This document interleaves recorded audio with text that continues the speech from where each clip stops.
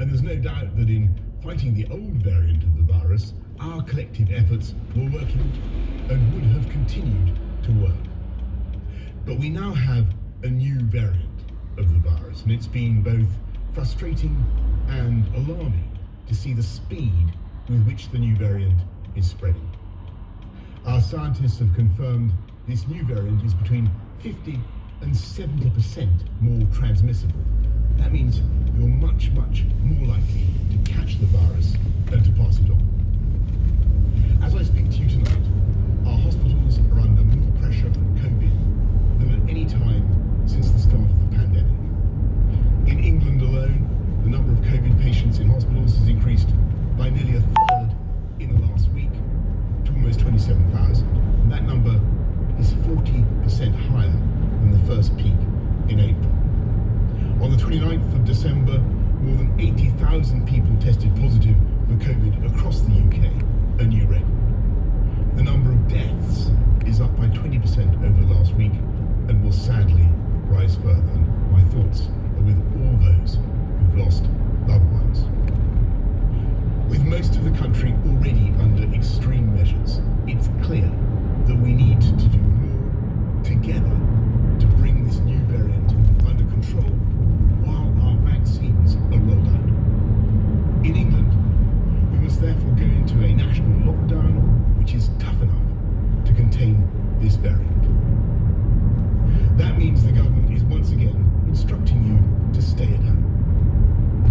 You may only leave home for limited reasons permitted in law, such as to shop for essentials, to work if you absolutely cannot work from home, to exercise, to seek medical assistance, such as getting a COVID test, or to escape domestic abuse.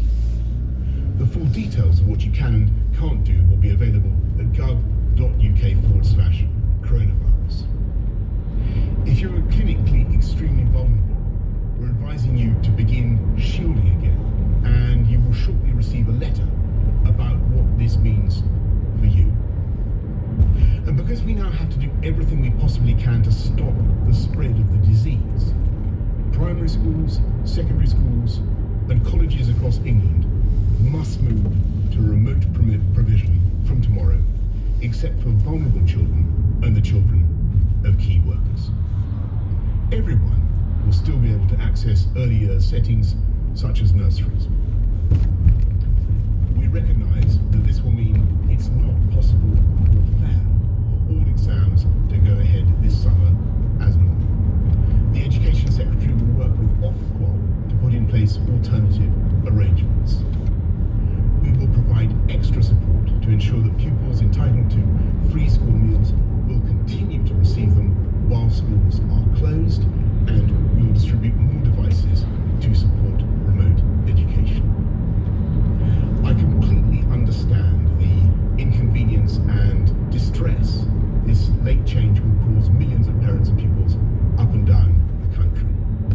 Parents whose children were in school today may reasonably ask why we did not take this decision sooner. And the answer is simply that we've been doing everything in our power to keep schools open, because we know how important each day in education is to children's life chances. And I want to stress that the problem is not that schools are unsafe for children. Children are still very unlikely to be severely affected by even the new variant of COVID. The problem is that schools may nonetheless act as vectors for transmission, causing the virus to spread between households. Today, the United Kingdom's chief medical officers have advised that the country should move to alert level 5, meaning that if action is not taken, NHS capacity may be overwhelmed within 21 days. Of course, there's one huge difference compared to last year. We're now rolling out the biggest vaccination program in our history. So far, we in the UK have vaccinated more people than in the rest of Europe combined. With the arrival today of the UK's own Oxford AstraZeneca vaccine, the pace of vaccination is accelerating. I can share with you tonight the NHS's realistic expectations for the vaccination programme in the coming weeks. By the middle of February, if things go well, and with a fair wind in our sails, we expect to have offered the first vaccine dose to everyone in the 4 top priority groups identified by the Joint Committee on Vaccination and Immunisation. That means vaccinating all residents in a care home for older adults and their carers, everyone over the age of 70, all frontline health and social care workers, and everyone who is clinically extremely vulnerable. If we succeed in vaccinating all those groups, we will have removed huge numbers of people from the path of the virus. And of course, that will eventually enable us to lift many of the restrictions we have endured for so long.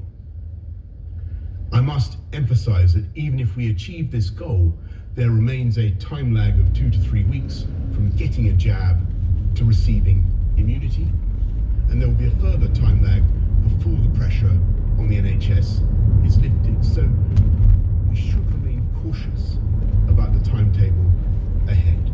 But if our understanding of the virus doesn't change dramatically once again, if the rollout of the vaccine programme continues to be successful, if deaths start to fall as the vaccine takes effect, and critically, if everyone plays their part by following the rules, then I hope we can steadily move out of lockdown, reopening schools after the February half-term and starting cautiously to move regions down the tiers.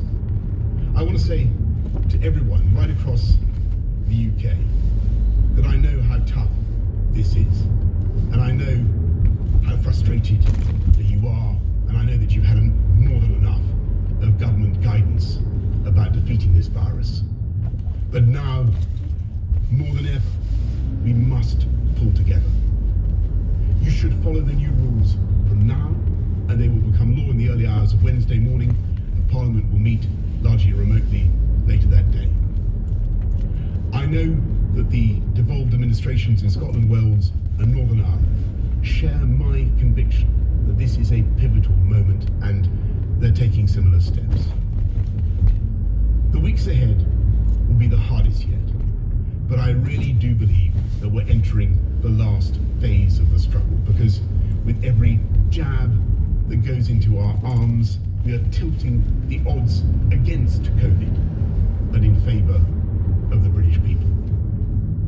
And thanks to the miracle of science, not only is the end in sight, but we know exactly how we will get there. But for now, I'm afraid you must once again stay at home, protect the NHS, and save lives.